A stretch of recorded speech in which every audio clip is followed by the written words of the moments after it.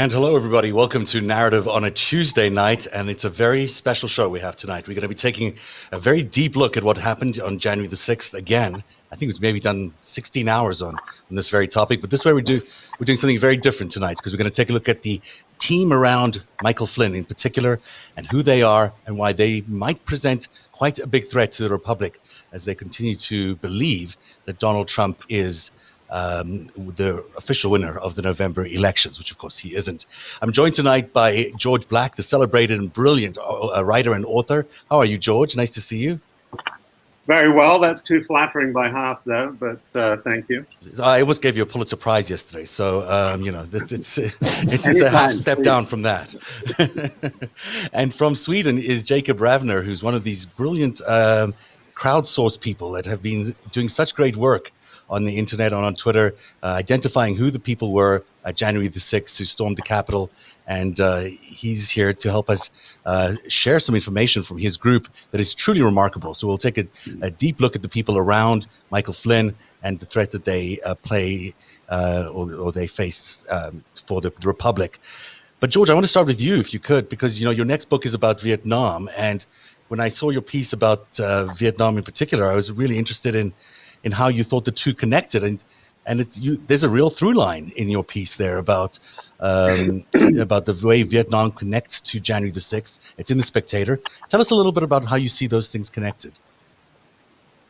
Well, I think the first thing to understand about this movement that we're dealing with now around Trump, Stop the Steal, Michael Flynn, QAnon, it has very, very deep roots. And in essence, it grew, in my view. I mean, there's long traditions in American politics of paranoia, of racism, nativism, anti-immigrant feeling, the John Birch Society, McCarthyism, Father Coughlin in the 30s. But the way that I understand the Vietnam experience is that a much clearer ideology, if you want to call it that, began to grow out of Vietnam, which was that the United States had been betrayed by an enemy within. And that phrase is significant because the military swear an oath that on entering the service, they will defend the Constitution of the United States against all enemies, foreign and domestic. So I began to look at the idea that starting really in 1968, when the course of the war turned against the United States, the feeling that the press were not reporting the war as it should have been reported, and that politicians were not doing the right thing to support the military, it began to morph into a conspiracy theory, which was that, the media was not just pursuing a different agenda than the military, it actually was actively hostile. And when the United States failed to win the war in Vietnam, what prevented it from doing so was this collusion between the media, the liberal media, and cowardly politicians who basically stabbed the military in the back. And I think from that starting point, which brings in, as I say, a lot of earlier stuff going back to the 30s and to the 19th century for that matter, it morphs over time into a set of conspiracy theories, the common feature of which is that the United States, the Constitution, our system of government, is under mortal attack from a coalition of external enemies, but the main problem is the domestic enemies, those who give aid and comfort to, a succession of external enemies, and they change over time. In the 50s, 60s, it was the Russians, it was the Communist Party, it was the International Communist Conspiracy. It morphed from that into, more recently, successive waves of anti-immigrant feeling, particularly anti-Islamism. And a lot of the groups that have emerged during the Trump years use the language that first really arose in Vietnam. They describe the Islamist refugee flow, the flow of Muslim migrants into Europe in 2015. This is in the case of the Oath Keepers, as the Tet Offensive of Islam. The First Amendment Praetorian, which we're going to talk about tonight, also invokes the language of the Tet Offensive, 1968, as the moment when things turned against America. As far as election fraud is concerned, I think an important thing to say, and maybe this is heretical, is that the people who are, if you like, the intellectual leaders of this set of conspiracy theories, they're not stupid people. I don't believe that most of them really truly believe that the election was stolen or that there was significant fraud. I think that election fraud, because of how it resonates with the Republican Party base and with Trump supporters, is kind of the necessary vehicle. If you invoke that, it opens the door to allow you to do a lot of things. Right. And the things they want to do, I think what we're seeing now are, they may not believe in election fraud, but they do actually sincerely, passionately believe that America is under mortal threat. I mean, they see the future of the Republic being at stake, and they identify the main two ingredients of what makes America unique as being the First and Second Amendments. Mm-hmm. And within the First Amendment, a huge amount of that being about freedom of religion and religious expression. But the First and the Second Amendments go together. It's freedom expressed through freedom of speech, so-called, and religion supported by the Second Amendment, which gives them guns. And I think all of these groups, like First Amendment, Praetorian, fit within that larger framework to some degree. I think the connection you're making between the oath that they take and when they start their service and their ability to feel, relevant and entitled to do what they're doing now, in terms of, the military being involved in some ways, or the former vets being involved in some ways in the insurrection and in the actions that are continued to be planned and executed. It gives them sort of permission. If they have the stop the steal, if they have a cheated election, then it gives them a permission to activate. And that is, it seems to be exactly what's happened with this First Amendment Praetorian, which is a group that is fairly new. I believe they only started in September of 2020. And Jacob, could you tell us a little bit more about who they are and why they're so significant? Well, we started them in January. Actually before, because they had this declaration in Christmas Eve, the petition that you're going to talk about later. Mm. Didn't pay much attention to them, just sort of looked at them as really, really crazy former soldiers, special forces, most of them. But then I realized that they are more or less an baby coming out of a Green Beret organization, the biggest soldiers of forces organization in the USA. So I look at them as an offspring from there, with the crazy ones, the really radical ones. And I've been listening a lot to Robert Patrick Lewis and some other ones around him, and scary talk, really scary. Yeah, they don't want us. They want to see the United States of America as we see it today to end. Mm-hmm. They do. For me here, they are the enemy of the society, the Western society as we know it today. Mm-hmm. You've created this incredible flow chart here, which shows people how the First Amendment Praetorian actually connects to all these other organizations that were involved.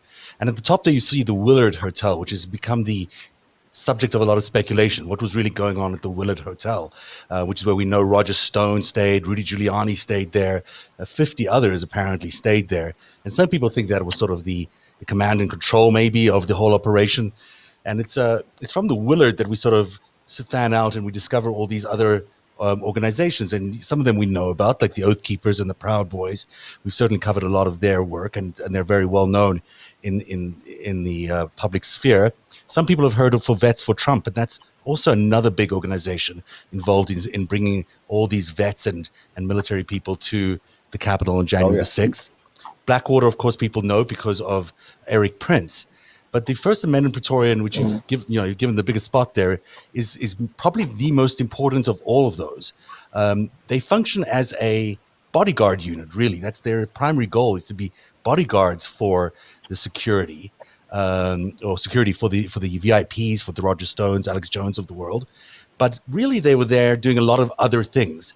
So can you tell us a little bit about all these groups and sort of, what they were doing while saying they were there for security? Were they really there for security? They've been working security in rallies pre-January 6th, several of them. They've been assigned as Flynn's personal security detail. Mm-hmm. There's one of them that we're going to talk about later. he's at all rallies. Every time Flynn is around, he's with Flynn. He's with Flynn January 5th in the hotel and so on. And we also have him on Capitol Hill. But as a group, they connect with all the other ones. They overlap.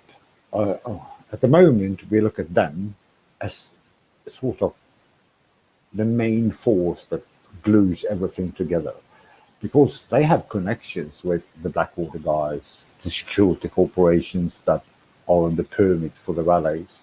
They overlap with Wet for Trump.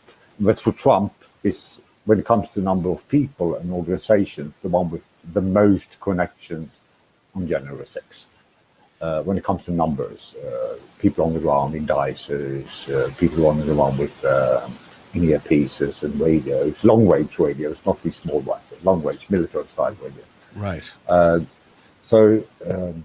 would you describe them as being different? Sorry, finish your thought. I apologize. Sure. At the moment, we are looking at First Amendment patrol as we've been following the money, we've been following the contact. We look at them as the glue. And when I look at Oath Keepers, I look at them as a subcontractor to First Amendment Praetorians, because in the pre-rallies and at the Willard and so on, they've been working together. Two of the Oath Keepers are First Amendment Praetorians. Both Minota and Joshua James are First Amendment Praetorians, because they've been working security with First Amendment Praetorians on several occasions before, just as vets for Trump. That's and together with some of the people from the security corporations that are on the permits, and some of the guys, the Blackwater guys that are running around with Jones, they've been working together on several occasions pre-January 6th. That's a nice picture, show all of them. This is a really good slide, because what it actually shows you is how many of these groups are surrounding Flynn in just one of the, I think this was in January the 6th. It may not be January the 6th, but I think it was. This picture is December 12th. Okay, December 12th. But these guys have been with Flynn, surrounding him for a long period of time, and they do this, the security every weekend with him, no matter which event he might be at. And what you're seeing here is the First Amendment Praetorian there. They see the SEC Corp. You see Joe Flynn, his brother. But these are the same people week after week after week who support Flynn and who surround him and also raise money for him and who enable him. That started in, if I remember correct, July. They started to work together. So the 2-3 rallies pre-January 6th, we look at them as sort of dry runs. How to work together, who's who, get to know each other. They had plenty of time to talk about what to do on January 6th. Right. They certainly did plan a lot for January 6th. It seems all of them did together. So, the one way to look at this is to look at each of these individual characters together. There's one of them that is not part of the First Amendment Praetorian that shows up a lot in your work. His name is Thomas Special. I think I'm saying it correctly. Maybe I'm not. Yeah. He is a current employee of the American government. He's in the army. He works for the Counterterrorism Center. Still there right now, even though he was on January the 6th, speaking to crowds and encouraging a rebellion. And, that kind of thing is kind of stunning to me, but somehow he's still in place. I'm going to play you a little bit of tape that looks at him throughout the day that your team has put together here. And it's really fascinating. It shows you him speaking, but then it shows you him trying to at least get into the Capitol throughout the day, not actually succeeding because he's blocked by tear gas at the end. But let's take a look at what he did. We'll talk over the bits where we can, and we'll let you listen to Thomas as he incites the crowd first at the top of the at the beginning of the January 6th event. He's just there before they start the march. So here we go. We love you, Flynn! We love you! God bless you and God bless America. God bless President Trump. You, Flynn! Thank you, Flynn! So that's him right there in the black cap at the back. And there's his speech. And they should be. Because if this doesn't go the right way, I'm afraid of what the following days will hold. And for the last 20 years, I have studied those bloody days all around the world. And they are fools to think it couldn't happen here. Unbelievable from a working army warrant officer. There he is approaching with his staff. Yeah, go ahead. He's leading oath keepers there. Oh, that's a stack of oath keepers then walking in. Yeah. Okay. And here you'll see there's a freeze frame of him, and you can make him out right over here. There he is again. As in he tries to make it in. I mean, they're trying to get their way into the Capitol.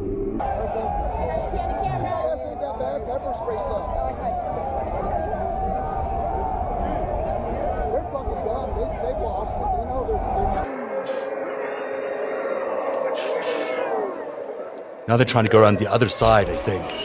And they are approaching this gate here, and then there's tear gas that sends them away.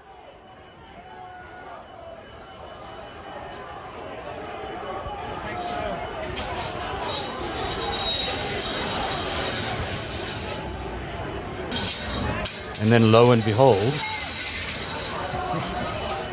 Russian TV's over there. So why not give Russian TV a clip? You have to show some media you trust. Right, it's the media that we will talk to.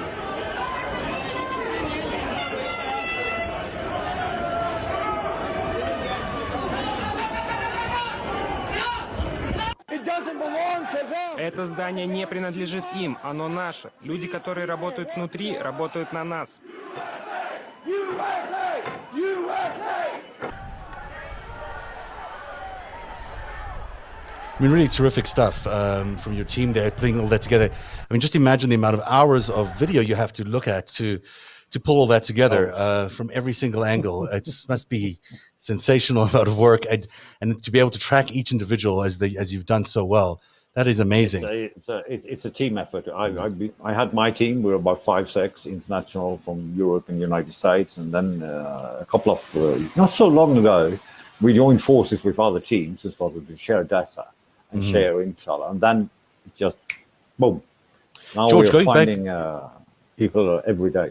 Yeah, it's amazing, a really incredible effort. George, it really connects to what you were saying earlier about that resentment that sort of spawned out of Vietnam. I mean, this guy's he's in the army, and listen to him talk like that. It's unbelievable. I'm less concerned by what they're saying, which is inflammatory, and if you want to say it, unbelievable. I'm more trying to focus right now. First of all, let me back up, and again, I'll be a little heretical here. I think we know a huge amount about January 6th. And I think we know a lot of things that help to illuminate what's going on. But I think looking back at January 6th is actually a mistake. To me, what's happened since January 6th is enormously more important. If you look at the military, which is what we're talking about, there's a couple of cardinal things to say about the military who are involved in this. The first is that I've talked in general about the oath to defend the Constitution against all enemies, foreign and domestic, which all soldiers take on enlistment. Within the military, there are elite units. They have a very self-conscious idea of themselves as elites. Pilots are one elite. They're the top guns. A lot of the people who came out of Vietnam with the most aggressive right-wing views of conspiracy were actually pilots. Special forces and airborne rangers, airborne units, are others. They grow up with the idea that they have special skill sets. They are the elite within the elite. They have special capacities. And to be honest with you, I mean, I think what you're doing is very important about identifying who is who and who was there on January 6th. But I also have a tendency to think that January 6th was kind of amateur hour. I don't see it as this thing that was planned with great sophistication. I think a lot of it was a mess. I think a lot of people were way out of their depth. I think there were some very determined and people, if you want to call them leaders within this movement, who were present. And certainly Flynn is really the main character in my mind. But I think the important thing about the military is when they don't succeed on the battlefield, and this was a failure, this was a failed insurrection. And the first thing the military does when it loses a battle is it reevaluates its tactics and strategy. And it says, okay, what do we learn from this? What do we do next? How do we avoid the same mistake? How do we get better people? Because a lot of the people who were arrested, they're the dregs. I mean, they're not the military elite. They're truck drivers and cooks, and they're nobodies. Which is not to say there weren't special forces in there, Green Berets, people who are important to what we're talking about. But I don't know how much attention I wasn't aware of this guy Speciale or Speziale or whatever his name is. I read a bit about him when his name came up, and I gather that he's a failed Republican candidate for office in Virginia. Mm-hmm. There are others who are in much, much more senior positions. And I guess, in a way, what I'm trying to look at right now is the process of convergence between the boots on the ground, the military, highly trained military who, as it were, are held in reserve, should the situation demand them to come in with their special skills. Mm-hmm. And this is where Lewis, the leader or the creator of the First Amendment Praetorian, to me is significant, because he very explicitly talks this language of the special forces. He says that the unique feature of the special forces is the 12-man operational detachment Alpha. Mm-hmm. It's an elite group within the elite. And he says one 12-man ODA can take down a nation. Now they're the bodyguards to Flynn, and that's enormously significant. They're there in reserve, and I'm not even sure they want to go out and spill blood in the streets. I think they're totally ready to do so. But I think what they would much rather do is to use this coalescence of forces that there is now since January 6th to take control of the Republican Party, to win the 2022 congressional elections. And they are very focused on how to do that. And it involves really very senior people, some of whom are already in the Congress, and sympathizers are already in the Congress. One of the figures who jumps out at me is retired Admiral Ronnie Jackson. He was Trump's chief medical advisor in the White House, if you recall. Yeah. He was drummed out for various kinds of alleged misconduct and mismanagement.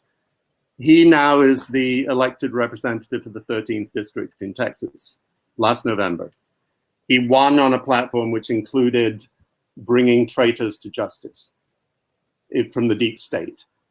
There are people who are running for the Senate in 2022. There's a man called Don Bolger, who I think is somebody who merits a huge amount of attention because of the connections he has.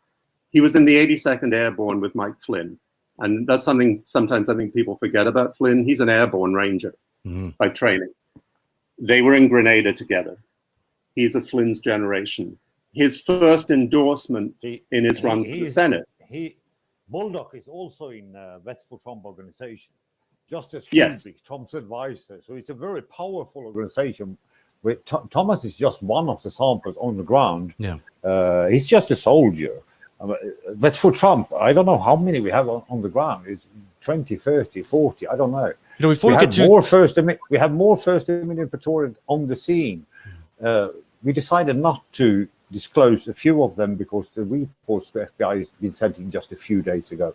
We have First Amendment Praetorians within the tunnel fight. We have First Amendment Praetorians live streaming the events from at least two sides of the building. We have First Amendment Praetorians walking around with radios 360 around the building. And there's more. There is a lot more. Stay tuned. We just started to release our results a week ago. Right. So I think it would be everything out there. Then people would say, no, this is too much. I think it would be really instructive for everybody if we slow down here and just look at the First Amendment Praetorian and the leadership there, which is really Robert Patrick Lewis, who you mentioned there, George. He officially called, he says they've drawn a line in the sand. He says the military, law enforcement, and the intelligence community vets have drawn a line in the sand. He just yesterday posted on Twitter this incredible tirade about, do you really want to take back and keep the republic truly? Because the answer is relatively simple. And you know what? I always struggle to read those smaller types, so I can't read the rest of that. But I'm going to find it for you in a second. So just give me a second to just pull it up here. Unless you guys can read it from where you are. If not, I'll find it. Here we go. Then he says, but it will require Sunday school, turn the other cheek, American Christians and patriots to turn into Old Testament, full wrath of God, destruction of their house, and salt of the earth beneath them Christians. And it won't even take that many of us, just the ones who understand and have the temerity to do what needs to be done. I mean, he is still very much in a mode of revolution. He's even gone on a podcast, which is fairly well listened to talk about this pledge that he and 5 others, or at least he and 4 others, came up with, a la 1776, to to overthrow the government, and the reasoning why. Here's a little short clip of what they said on that podcast. It gives you a real sense of where their head is at. We, the people, will not waver our support for President Donald John Trump, whose position as president was overwhelmingly resecured in the national vote on November 3rd, 2020, which is now being threatened in an active coup against we the people. We the people have been and continue to be subjected to a medical police state being used to destroy business, force dystopian rules of control and policing, while using public health as a justification for silencing dissent. We therefore are establishing this line, which we will not cross. Count all legal votes and discard all illegal votes. Appoint a special prosecutor into all foreign entities related in any way to voting infrastructure. In the states of Wisconsin, Michigan, Pennsylvania, Georgia, Nevada, and Arizona, order a revote for the November 3rd, 2020 election using paper ballots and members of the military to verify voter ID, secure paper ballots, and conduct the ballot count in full view of the public. God bless the patriots and the digital army. So someone that has been trimmed down. So there's a lot more of it, obviously, but you get a sense there of what these guys are about, and they're not really just about January the 6th, and they're not really just about Donald Trump either. I think they're ultimately about, changing the nature of this country and changing the system of rule we have here, which is, exactly what you wouldn't expect people to do. George? Well, I think that rhetoric is, that's boilerplate that you're getting now at every Flynn, Sidney Powell, My Pillow guy. This is their line, and that could have been taken almost word for word from it. To go back to what I was saying, there's another aspect of what First Amendment Praetorian are arguing for, which I think has been neglected, and I think it's in common with other groups who are much more keyed into the existing power structure of the Republican Party and the evangelical Christian movement.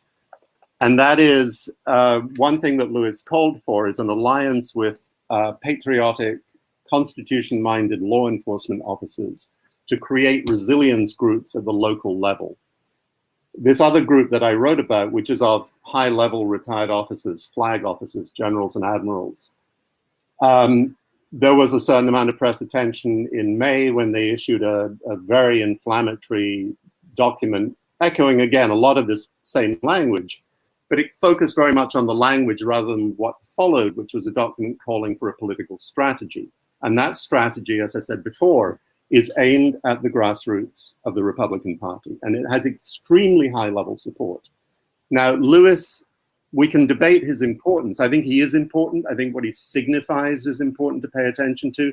But I've been looking much more at people, like I say, like Baldock, who's running for the Senate, and even at a much higher level than that, where there is a process. Steve Bannon is huge in this process.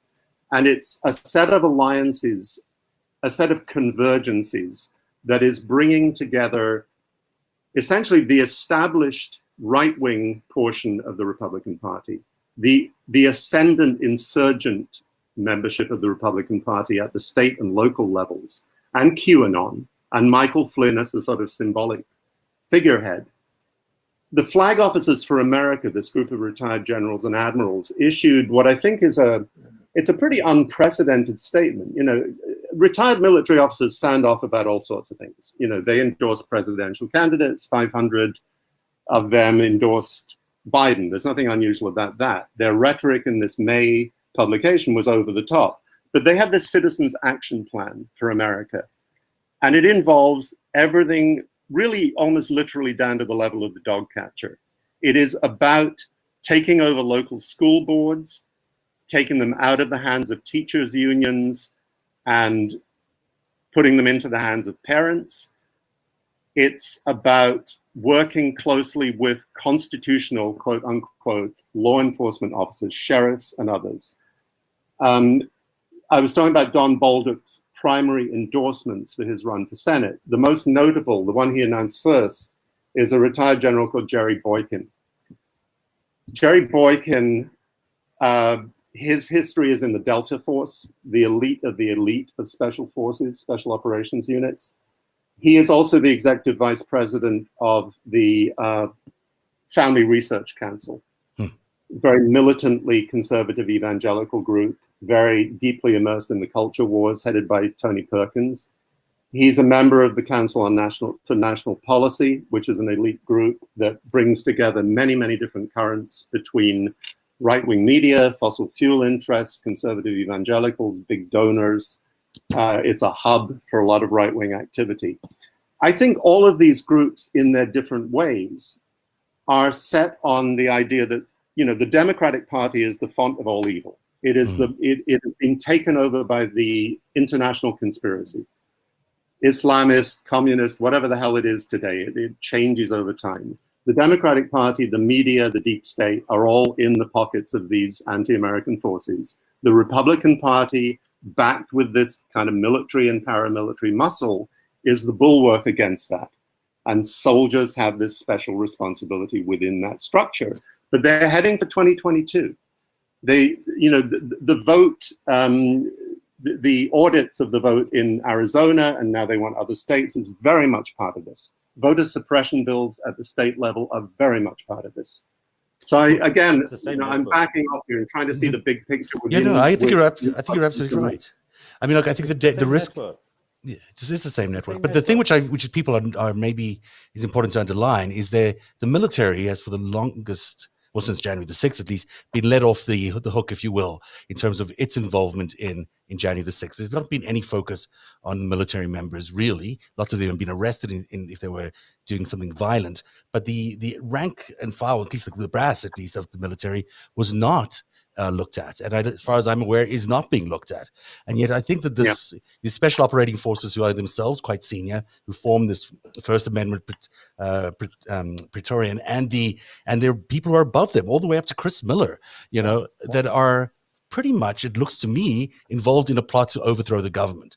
That it wasn't just the crowds that showed up and the people that showed up on January the 6th, that all the way up to the very, very top, maybe not the very top, but close to the very top, there were people involved in making sure that day would go the way it did, and that they're still there, and they're continuing to do what they did then. They'll continue to allow these events to go on, and until then, the coup really isn't over, or the coup attempt isn't over, or the insurrection isn't over. We're still in the middle of something quite significant. And maybe it'll take another election that requires, you know, an audit, and maybe that's when they'll bring in the military to take over our election system. But we are, you know, still about one election away from losing this democracy, and it's partly because we're not taking a look at the military, partly because we're not taking a look at the military brass here and trying to figure out what their role and responsibilities were on January 6th, and why there's also, frankly, a failure to investigate a lot of these senior people up until now. You're talking about retired people. I'm not talking about retired people. I'm talking about people who were there that day, who were delaying the National Guard. I'm talking about people like Charles Flynn, or who had to leave the meeting early to tell somebody something. I'm talking about Chris Miller, who's issued that memo on 2 or 3 days before, saying the National Guard couldn't be properly armed, and suddenly changing the way you could give that command to bring in the National Guard. I mean, these people were all somehow involved and at least aware. And we know from Bill Barr just yesterday in the Atlantic piece that he was not ready to go down this road, and so he quit. And the implication there is that the other people who were still there knew what was going on, had planned for it. I mean, it's not like this was a secret on January the 6th. People knew this was coming. And, maybe the surprise is that they weren't prepared for it, but maybe that wasn't really a surprise. Maybe they were planning not to be prepared, so they could actually allow something of this significance to go on. And, so maybe that was part one. Maybe we're still going to see part two and part three. Well, I think it was part two. I think part one was Michigan. Right. I think the occupation of the state capital in Michigan was the rehearsal for this. Yeah. I don't know. I mean, there is a huge amount more to know for sure. I'm not, when I said we should be looking forward, not back, I didn't mean to say for a moment that we shouldn't be digging deeper into exactly who did what, when, on and before January 6th. And you're naming some of the people. Yes, we need to know a lot more about what actually happened. One striking thing, when you look at the network here, when we look at the people on the ground, people above them, all the way from Miller down to someone like Thomas Especiale, it is striking how many of them that have background in Afghanistan within or around special forces. Right. And that goes from Mastriano in Pennsylvania to Miller to Kubik to Thomas Especiale. I can continue for Even an that guy hour. we just heard on that podcast there was a photographer in Afghanistan. I mean, he wasn't in active duty. He was there, embedded he was embedded in Canadian forces. Yeah. Okay. Right. But still, there was a lot of their, these people do come out of Afghanistan, and these people are traumatized in some ways by Afghanistan. And so they're bringing back some baggage, and they're bringing back, a particular slice of the American war history, which most people would consider to be fairly unsuccessful along with Vietnam. I mean, so, they're bringing a set of judgment and values that might not be applicable to every other American, but they're enforcing it into the Republican Party. Another thing I think is worth... I'm sorry, go ahead. It's amazing that there's been no talk whatsoever about Kubik. He's a Trump advisor. He's organization. He's the main ambassador for Vets for Trump. Right. In local news in Virginia, there's been nothing about Amanda Chase. She's a small timer, but her personal security detail are present at the tunnel point. Mm-hmm. And it's not one word in media. I don't get it. Yeah, no, the media's failed to cover this in a big way completely. George, you want to finish that thought, and then we've got to take a break, and go ahead and finish what you're about to say. I was going to say about the military, I agree with you that the media has done a very, very poor job of this, and we can discuss why that is. I think they see shiny objects and they chase them, they go down rabbit holes. There was a piece yesterday, not to pick holes at NPR in particular, but there was a piece yesterday on NPR and All Things Considered about the Proud Boys from supposedly their Washington investigative correspondent, essentially suggesting that, because the Proud Boys had been such a fiasco and they hadn't got anywhere, they were just doing little local politics now, going for local office in the States. And I wanted to tear my hair out because I was saying that is the point. That is exactly what they're doing, and it's very strategic. It's not because they're a bunch of losers who have to do this because they can't think of anything better to do. They're not the real thing, but they're certainly there to make a mess and let people notice their mess. We'll come back in a minute. We've got lots to talk about, including the person in this photo that everyone has been talking about. And it's really, this was a Rudy Giuliani press event, or not press event, a meeting that took place at the Willard Hotel right after the January the 6th event. It's really fascinating. We'll reveal who the guy in the white shirt is and what he was doing there. And he's very, very significant to this whole process. So that comes up in just a minute after I tell you a little bit about this. So here we go. All right, now I got to tell you about Made In. So I don't know if you're a cook. I don't know if you like to cook. I love to cook. I also had a real problem finding the perfect pan because it's really hard to find the perfect pan. I tried one of those cast iron skillets for the longest time. It didn't really do the thing for me because you got to clean it in a weird way. The whole seasoning is crazy. But that's why there is an amazing product that comes out now from Made In. Now, Made In makes the kind of cookware and kitchenware that are used by thousands of chefs around the world. And that's why I chose them for my new pan. They've got one that's made out of carbon steel, but it's easy to clean and it's great tasting and it cooks everything evenly. So if quality and craftsmanship is important to you, you should check out Made In. Made In is a cookware and kitchenware brand that works with renowned chefs and artisans to produce some of the world's best pots, pans, knives, and wine glasses. It's made produces professional quality cookware and knives for those who love to cook, the source of the finest materials, and partner with a renowned craftsman to make premium kitchen tools available directly to you without the markup. Their cookware distributes heat evenly and can easily go from the stovetop to the oven, and their knives are fully forged, perfectly balanced, and stay sharp.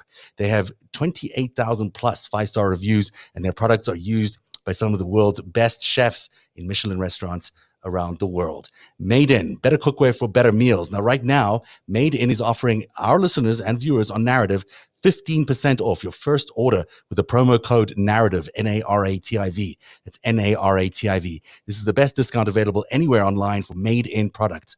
Go to madeincookware.com/narrative, NARATIV, and use promo code NARATIV, narrative, for 15% off your first order. That's Made In Cookware, MADEIN cookware.com/narrative, promo code NARATIV. Let's get back to what we were talking about a few seconds ago. Thank you, gentlemen, for indulging me that minute. Let's talk a little bit about Philip, who is this very secretive gentleman who showed up at the Trump, Rudy Giuliani's meeting that he had on January the 6th. Everyone was staying at the Willard Hotel, as we know. So while they were there, they had this, some say it's a war room. I think it was more like a command center. But after the event, they got together and they decided to analyze the day's events. And everyone's imagination got caught up into who this guy in this white shirt is. And tonight, I think we can reveal for the first time who it is. Jacob, you can tell us who that guy is. It'll be really interesting for our audience. Who is he? So his name is Philip. I can't remember his last name at the moment. He's born in Bonn. His mother is Philip A. Lulsdorf, I think is how you say. Yeah, Lulsdorf. He's a bad poker player. Comes from his mother is born in Russia, and they were refugees going from country to country. And she's got a really interesting story. There's some videos online about her. And she married her second husband, was a German baron. Right. There's some ties around him to Russia as well. And this is Russian. So this is the interesting picture that you've had. This is him the night before at an event guarding Roger Stone, as far as we're aware. We don't know who he's guarding, but he's got an ear here and acts like a guard.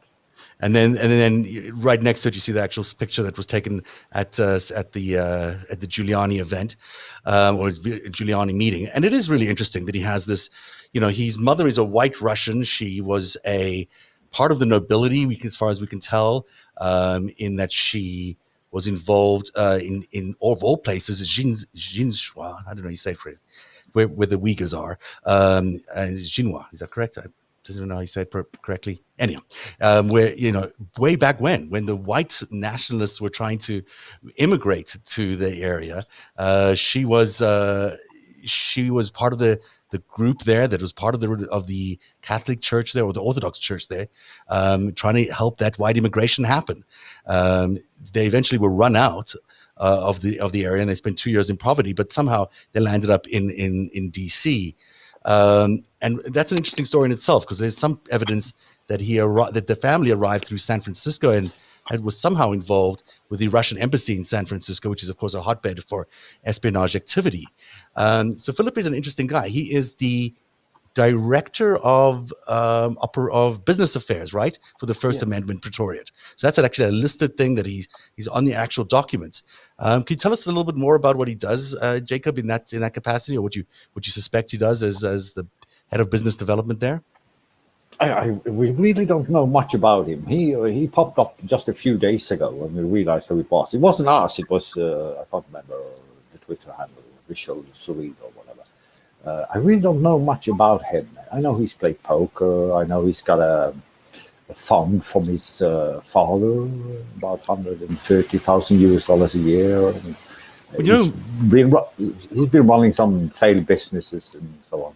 Who might know a little bit about him is our friend Joe Dempsey, and Joe's here joining us as he sometimes does. Hi, Joe. How are you doing?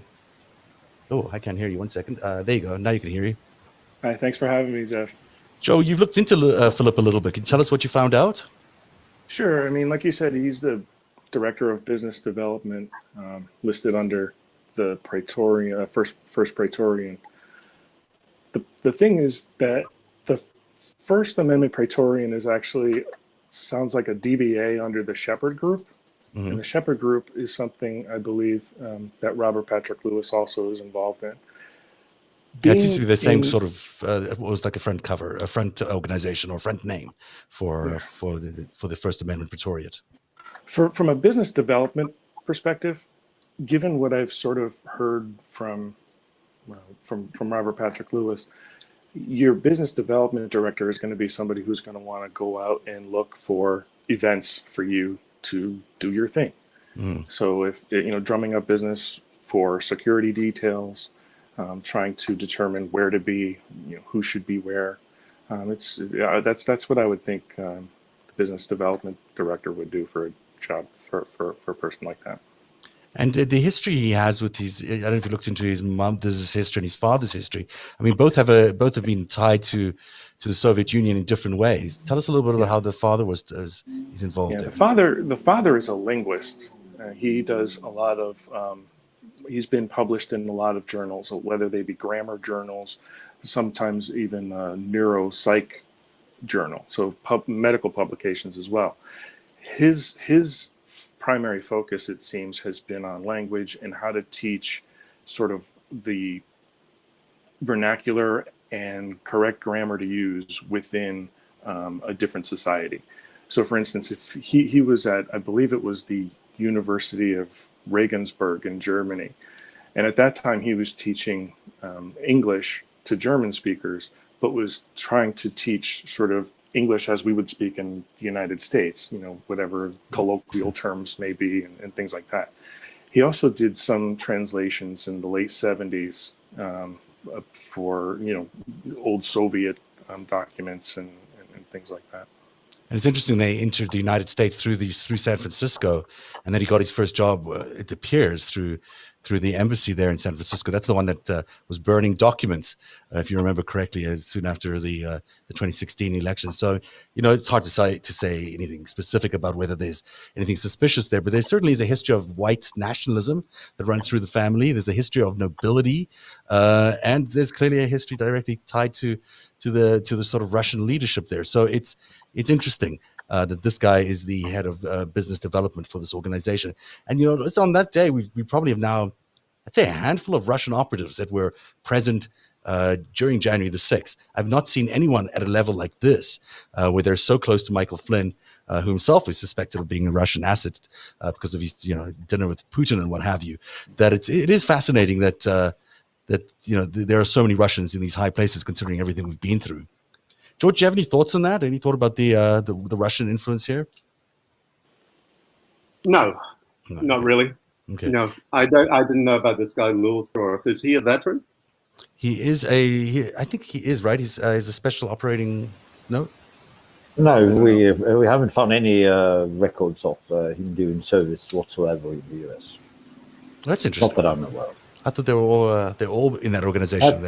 That's why he stands out when we're looking at these people. He's the only one central without any military background that we know of. He might have, but we haven't found him. Now, he also, interestingly, his mother sued or supported. I guess there's a church in Jerusalem. The Russian Orthodox Church was trying to reclaim it, and they set up an organization in Jerusalem to defend this church and make sure that the Russians couldn't buy it. And it's an unusual thing, I would think, for a family out of the United States to be spending all this time and effort setting up an organization to help defend a church in Jerusalem.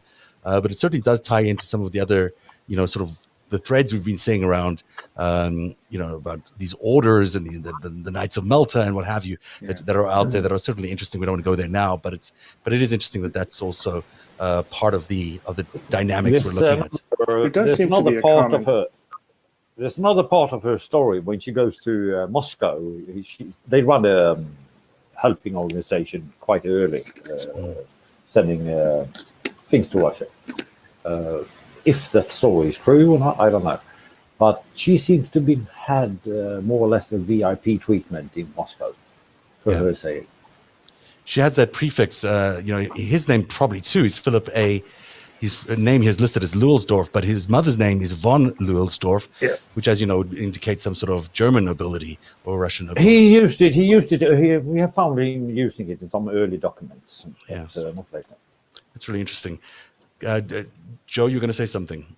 Yeah, I think another common thread that we've seen through a lot of this is religion and evangelicalism. So it's not surprising about churches, because it just seems like, especially from the Praetorian perspective, they're very much a Christian group, and very evangelical about it.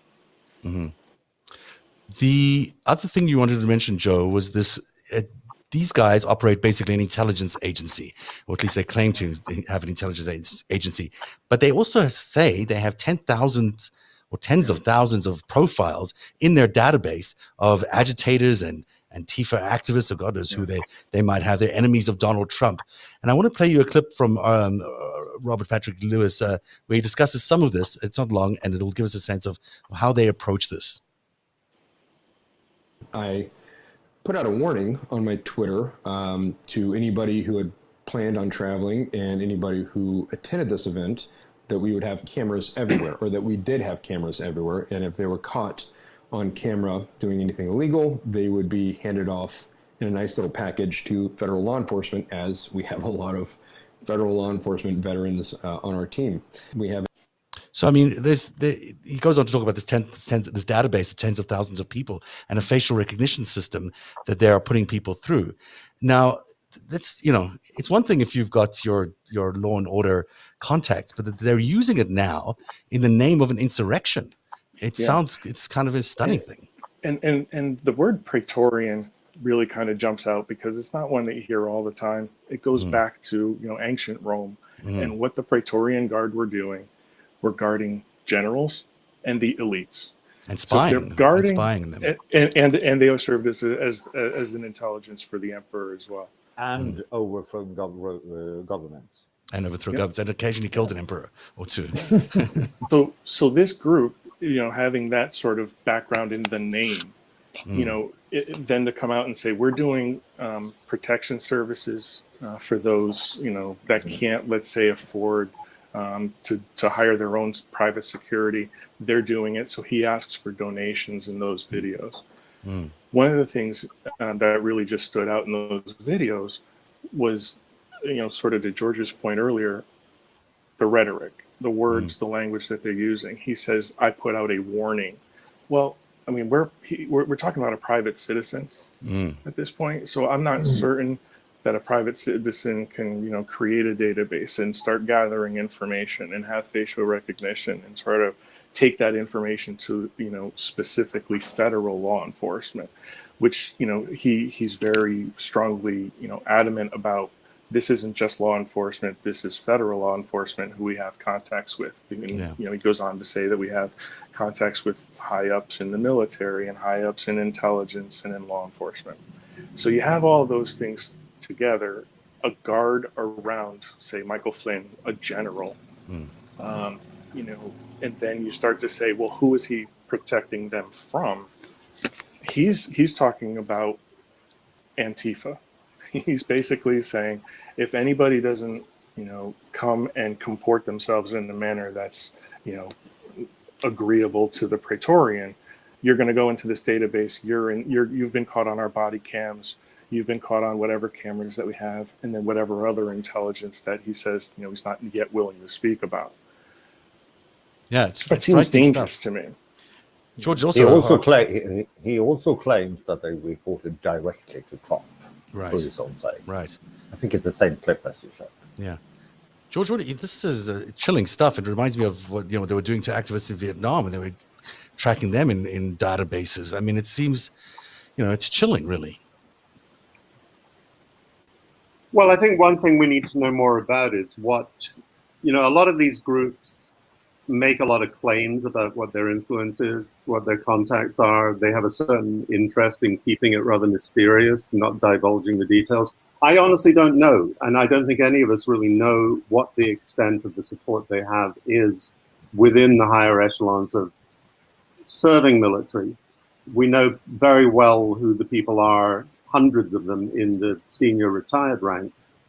I think one interesting dimension of this, when you look at the literature on the far right, not just in military circles, but there's a common thread that runs through. If you look at the Flag Officers for America, for example, which I mentioned earlier, the same names crop up again and again and again over many years around this central idea that the most American of all institutions is the military. The military embodies a sense of manliness. It embodies very traditional gender roles. Often the objection to the changes within the military has an explicitly evangelical Christian flavor to it. A lot of the most senior military officers involved in things like flag officers are coming out of that tradition. And year after year, these guys are signing sign-on letters about don't ask, don't tell, about women serving in combat units, about gays in the military, about trans in the military. And they both retired and current, and I would assume a certain number of senior serving people, and I don't think any of us know how many there are, see that the military itself has been targeted by this great conspiracy. It's being hollowed out. It's being hollowed out by political correctness. It's being hollowed out by traditional gender roles being undermined. They're very obsessed with this guy, Bishop Garrison, who is a special assistant to the Secretary of Defense for diversity, equity, and inclusion. They really do, I think, believe, and I'm talking about the flag officers and their ilk, that this conspiracy has moved through one institution after another. And when they talk about the deep state, they being all of them, Trump, Flynn, the entire cabal we're talking about, they are most seriously concerned that the military and the intelligence agencies have been targeted with great success, and that the emasculation of the military and the corruption of the intelligence services is part of the problem they're fighting. I don't know their numbers. I don't know their ranks or their levels. I think it's a huge subject that somebody should explore. It hasn't been explored. I certainly don't have the answers. I don't know if anyone else does out there. To the point about the numbers, George, I think you're right. We don't know the numbers. I think, also the military is being used, from a soldier's perspective.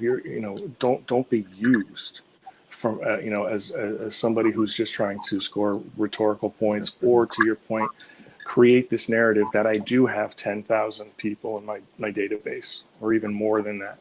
The question then becomes, what are you going to do with that information? What does that become? What does that database then yield? And if you're consistently talking about people coming from, let's say, Portland or Seattle, I keep hearing those two cities over and over again. And specifically as it comes to Antifa, which he calls professional antagonizers, right? Again, from a language perspective, we've heard Ron Johnson say these are provocateurs. We can hear the same sort of language echoing in the Praetorian. So my question is, what are they going to do with those 10,000 that they already have? What have they done in terms of their connections with federal law enforcement, with intelligence agencies? Are there sort of dossiers on people? And if so, for what? It looks like an enemies list. I mean, really, that's what it is, and there's no other way to look at it. And what's interesting as well, a lot of these guys have security clearance, so they can themselves do background checks on a level that none of us could do, because they have their security clearance, and they're all, it's one of the reasons they get hired as bodyguards and security detail and a lot of things. So, they're creating something that's fundamentally un-American in my mind.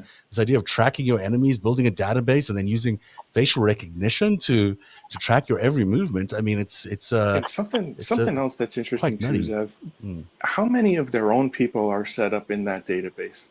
Because one of the things that they do, there was a rally, again, sort of back to the religious right and evangelicalism. They were also listed as on a permit for the Let Us Worship rally. Right. So what are they doing for those who are in their database that may also be just simply attending? Another thing that I heard them say, that they were so embedded within the crowd, they said that they dressed like Antifa and how Black Lives Matter folks would. Well, how are they dressing? I mean, is there a specific uniform? I don't remember seeing one. But they're saying people were in the crowd coming up to the Praetorians and saying, "Hey, have you seen this person?" And they're like, "Oh, don't worry about it. That's one of ours." Yeah. Well, there's a lot of evidence of that. It's their guys. It's these MAGA guys that are, embedding into these Antifa movements. Yeah, and they're the ones causing a lot of the chaos. Also recall that one of the things that they were trying to say about the insurrection was that it was Antifa and Black Lives Matter who had infiltrated Trump supporters. They had dressed like Trump supporters. They had been wearing the MAGA gear, which kind of is another sort of, this is what I'm doing, blame others for that which you do. Yeah, I mean, it could be a controlled opposition situation as well. We have one more bit of videotape to look, but anyone want to finish up any of that thinking around the thousands of database profiles or the use of facial recognition? Anyone have a thought on that? The big question. Go ahead. The only thing I would finish up to kind of say on that. Did Jacob just have his? Go ahead, Jacob. The big question for me, listening to them talking about collecting data, faces, and so forth, is that they claim that we reported this to federal government, federal agencies, and so forth. Was it used? Yeah, interesting question. Was it used? Who used it? Why? Does it still exist? Did anyone listen to them? I don't. Yeah. Do you think it's it? I mean, could it be a bluff? People bluff all the time. Yeah, it could be. It could. Yeah. Oh my God, they are full of psyops, all of them, all the time. They talk so much bollocks. I mean, it certainly may not be 10,000s of people, but I don't doubt that they have a database. I feel like that sounds like a pretty, the kind of thing, and as an organization pretending to be or intending to be an intelligence organization would be gathering that kind of. Oh, I assume that. I'm not. I mean, I don't regard that in itself as positive. When it comes to facial recognition, who owns Clearview? Yeah, that's the far right. Do you think any of these people have connections within there? Oh, I bet my ass on it. Yeah, facial recognition, anyone can access these days. There's sites out there that we can all access. Yeah. But the idea of a database is quite, it could be a bluff. You're right, George, and we need to figure that out. But the idea that they're peddling it, the idea that that's one of the services they're offering is chilling in many ways if this goes down, the way you're suggesting it will, that if next November becomes a House Republican win, or if they're sitting around challenging, with the votes in certain elections were valid, or then, and they do want the military to be involved, you move towards a military state of some sort or a military rule of some sort, that database becomes really scary stuff to have out there. And I'm old enough to remember, too, that I watched Fox News when I was younger, listening to them say the coming military state. There are cameras that are there. Is that really what you want? Where is that going to be taking our freedom? Yet here it is, and it's them doing it. I want to show one last piece of tape, which was of another gentleman who was there. This is someone you called Shadow Flynn, Jacob. Tell us a little bit about who Shadow Flynn is. I mean, his name is kind of obvious. He's Flynn's shadow. He shows up in a lot of places. Yeah, we were looking at every event, First Amendment Praetorian, say they attended, and he's the only guy that pops up at every event. All right, and he always takes a central position all the time. I've seen him using Duocom, so he can talk to two sort of networks at the same time. When Flynn is there, he's always Flynn's personal security detail. That's him there on the right. Yeah, of Flynn, on the left of the screen. Yeah. And on January 5th, he was at Trump Hotel with Flynn. On the 6th, we've seen him on both sides of the building with an earpiece, talking on the phone. We only spotted him on 3 occasions around the building and reporting with an earpiece. We don't know what he's doing there. But though it's Flynn's personal security detail walking around the hill, we have no idea what he was doing there, but he was there. And so this is him throughout that day. Here he comes walking with, you can see him in the middle there, talking on the phone, quite agitated, walking back and forth. The guys that tapes him thinks he's Secret Service. Actually, I'm sure thinks that we spot him on $10,000 fine immediately. Thinks that Shadow Flynn is Secret Service? No, the guys that are taping that. Oh, they're shooting. Some people are. Here comes in the crowd on the other side of the building at the veteran hotspot. That spot is filled with veterans. He pops up here in a second. I think the video is gonna pause on him. This is before the police line breaks there. So does that mean that Flynn There, was is him that- was with him there, or is that? No, I don't think Flynn is there. Right. See, But his that's- personal security detail is present at the hill for some reason. And there he was walking away, and that's also a key moment in time. Okay. That's really interesting stuff. Let me just find the right screen to get off here. God bless President Trump. Sorry about that. 1 second. Thank you, Flynn. Thank you, Flynn. All right. I'm just going to fix something here quickly. There we go. Almost got everybody back in their boxes. So let's just think about the value there of that piece. Is there? I mean, there's a lot going on in that piece, obviously, but the key that you're trying to say is that there's a First Amendment Praetorian with Flynn almost all the time. That wherever Flynn goes, wherever General Flynn is out there, he's got this team of security people that are all, most of them, former special forces officers. They all have a particular skill set, and they're all, seem to be signed onto this idea of a revolution, of a second revolution. Though, we heard Flynn himself talking about Myanmar and wanting to have a Myanmar type event here in the United States. This is consistent with what he was saying that day, that you've got, these Praetorians who have all pledged to this defiance and potentially a revolution. George, any thoughts on that? Again, my thoughts on it may be a little bit heretical. I don't think they want it to get to that point. I think it's a kind of it's the iron fist that is there if needed, and it's needed tactically to be a physical presence on the streets around Michael Flynn. They show their hand to that degree. I don't think they frankly have the capacity, unless somebody can produce evidence that there is really significant high-level serving military support, serving intelligence support for these people.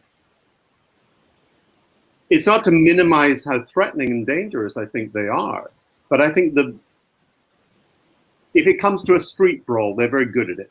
They can beat the shit out of any demonstrator who crosses paths with them. I don't have any doubt about that.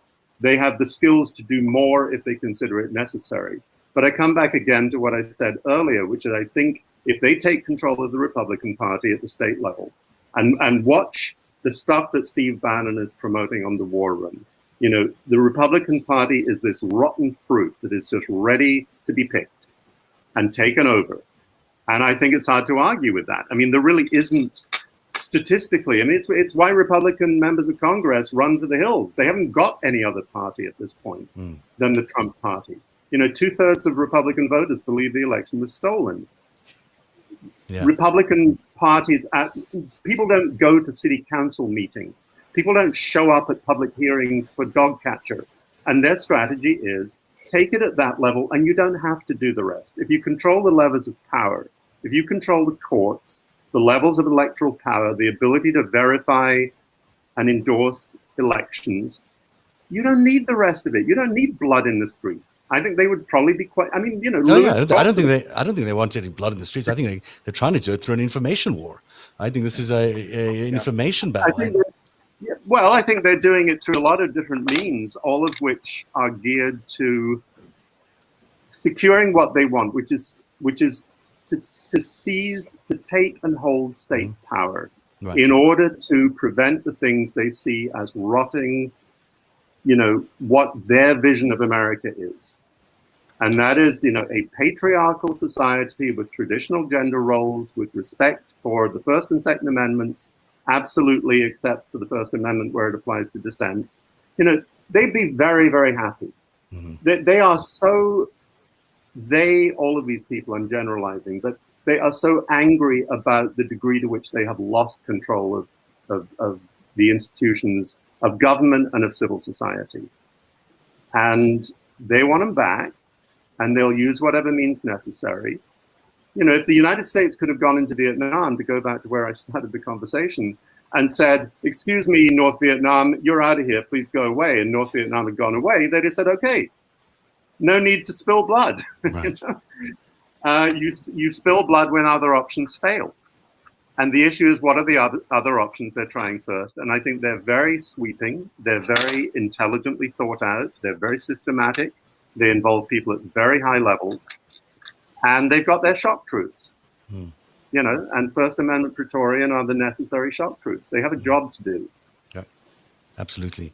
I was someone sent me something from Parler the other day, which was the White Lives Matter, manifesto, which is an actual grouping that's developing in Parler and in these underworlds on the internet, which is exactly what you think it would be. It's an opposition to BLM, but it's also just a sort of an attempt to make white rights an issue heading into the election next year, and that on top of the critical race theory that they're pushing, we're heading into that landscape, a digital or information war that is going to be around race all the way into the next election, and that is going to be the means with which they get the state power at the end of the day, is through creating conflict and dividing us even further. It's a very thought out, manipulated game.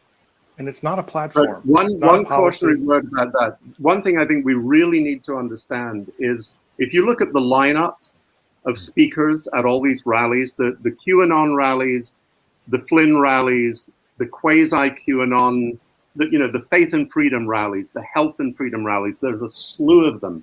Look at the lineup of speakers. They have incredible numbers of African-American speakers. Yeah. There was a time when these rallies would have had a couple of white country and Western singers and Stetsons. They have rap singers. They have black stand-up comics. They are really, I'm not denying for a moment there is a tremendously strong white supremacist current in this, but I think there's much more going on than that. Yeah, it's really worth looking at the speakers rosters. I was looking today. We're watching a bunch of these events, and there were a lot of African American speakers there, and all they're arguing, legitimately for their positions, and some of them were standing for Congress.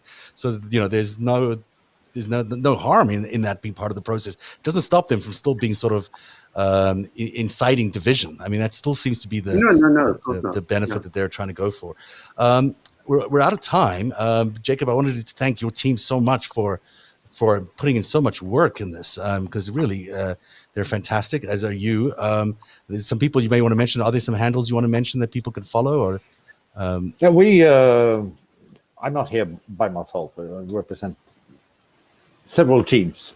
Follow Capital Hunters on Twitter. That's where we and others sort of come together and play out the results. So stay tuned there. There will be a lot of interesting stuff coming the next couple of days. It really is. This is just the first bit that you guys are putting out, and it's fascinating to see, just even this bubbling up around the first Praetorian and First Amendment Praetorian. It's fascinating to me. I think that people have not been paying attention to this group.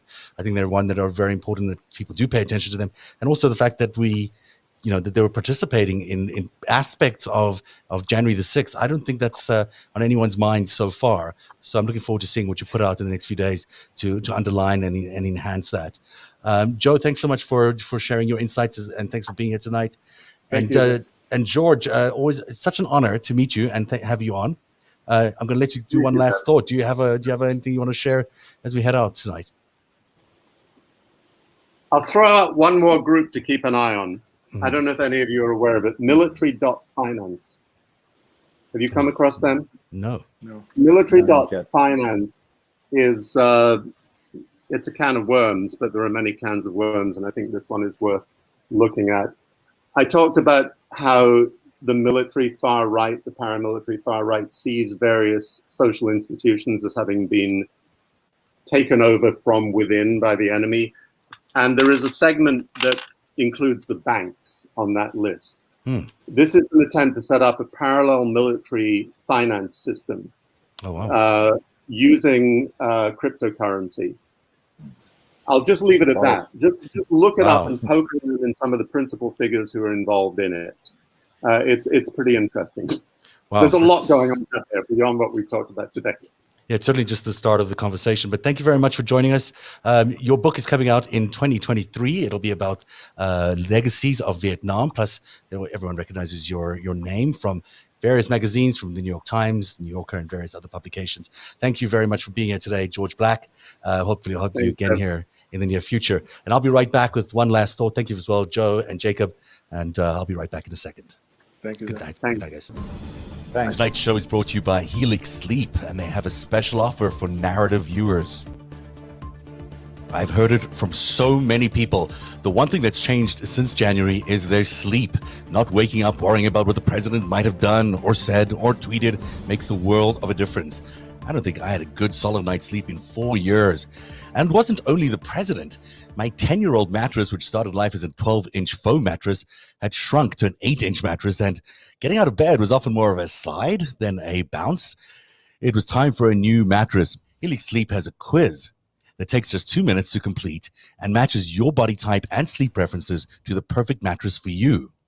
Why would you buy a mattress made for somebody else? Changing the course of a country can take a village. Changing the course of your sleep takes a quiz.